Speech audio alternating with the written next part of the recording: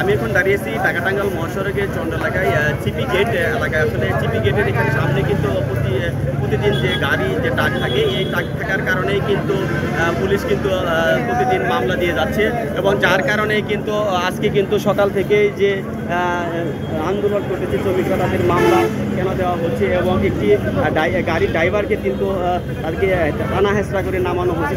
Bundle থাকলে প্রতি সেনমানিতে টাকা বাঁচবে। বিকাশ সেনমানি বান্ডেল কিনে জিতুন প্রতি লেনদেনে। তার প্রতিবাদে কিন্তু সকাল থেকে কিন্তু এখানে যে টাকাটাঙ্গাল মহাসড়কে কিন্তু অবরোধ করে রেখেছে শ্রমিকরা। এখানে যে গাড়ির যে রয়েছে, এরা কিন্তু এই টাকাটাঙ্গাল মহাসড়কে যে ওই যে পুলিশ সদস্য রয়েছে তাকে হেনস্থ করেছে যে তারা কিন্তু এই অবরোধ চালিয়ে যাবে। আসলে সব বিষয়ে কিন্তু পুলিশ তারা এই নিয়ন্ত্রণ করার জন্য তারা কাজ করে যাচ্ছে, কিন্তু এখন পর্যন্ত কিন্তু তারা চেষ্টা চালিয়ে যাচ্ছে, পারতেছে না। কিন্তু আপনাকে একটা বিষয় জানিয়ে রাখতে চাই যে আমরা এখানে গাড়ি রাখছি, ঠিক আছে, আজকে 2-3 দিন ধরে খালি মামলায় দিই, খালি মামলায় দেয়, টাকা পয়সা নিয়ে যায়। আজকে এক মুরব্বীর গায়ে হাত তুলবে, পুলিশ হাত তুলবে কেন?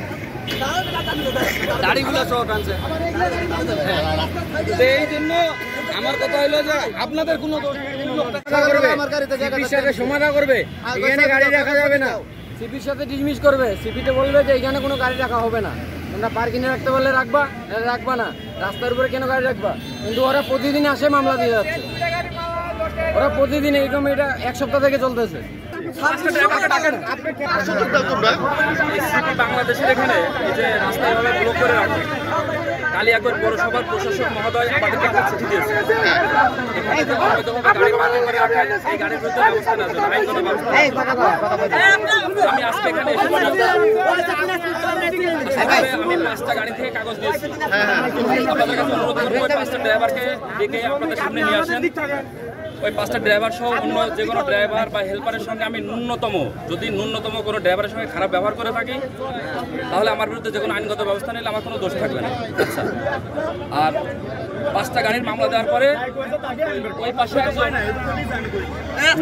সচিব মহোদয়ের গাড়ির সঙ্গে একটা নিরাপদ গাড়ির একটা অ্যাক্সিডেন্ট হয়েছে।